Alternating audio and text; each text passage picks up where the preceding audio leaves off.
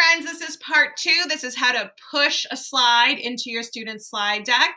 This is great for a weekly journal or anything you have in Google Classroom and you want the student to keep building onto the same assignment, and you can actually physically push the slide into their first slide, and then you can go back and give them feedback on that first slide. So without further ado, I closed my sidebar because I wanted more room to work. So I'm going to go to add-ons, and I can either go to show sidebar, I can go right to show reuse menu. That's what we want. We want to push a slide into the same classroom, the same assignment.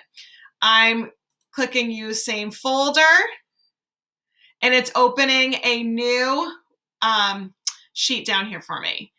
So all my same students, now you can see the feedback is removed so that when I want to give feedback, it's clear and everything's saved for me.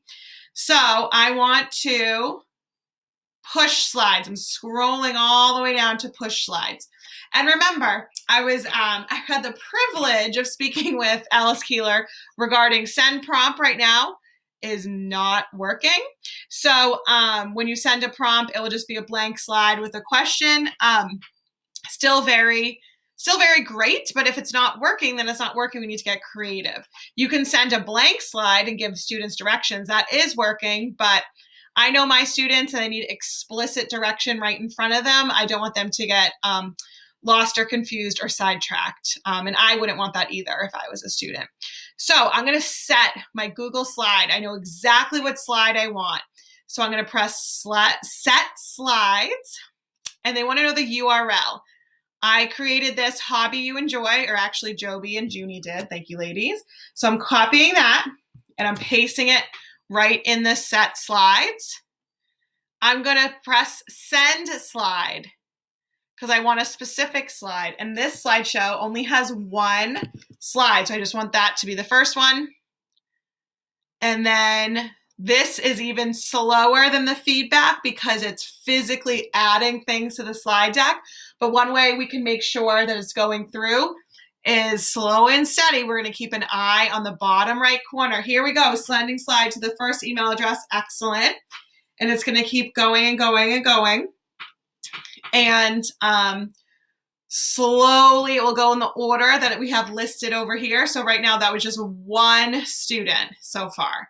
Here we go, our second student. So it's pretty slow, but it takes away a lot of work for you. So I would suggest maybe sending the slide and then making sure the first one goes through and then going to refill your cup of coffee, stretch, do something. Because if you just sit in front of your computer, it could get pretty frustrating. It does take a minute, but it is excellent. It really saves so much time. You don't have to keep posting the assignment in Google Classroom. You can just add the slide. I know we talked a little bit about slip and slide, which is excellent too.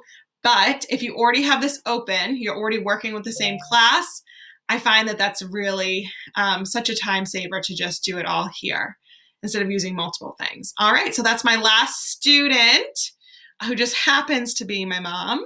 All right, so then if we click on, just to double check, because we want to confirm, I like to do that too, even though it is very trustworthy, but I just want to make sure that all my students got this, and I can just use one test student. Excellent. Oh, and I did this yesterday too for you, so that's why there's 2 up here. But this is the first slide I just sent to my students. They're going to finish the activity, and this is the feedback I just sent in the last video. Please complete the assignment because this student didn't do it. All right, I hope that's helpful. Please let me know if you have any questions, comments, concerns. Have a great day.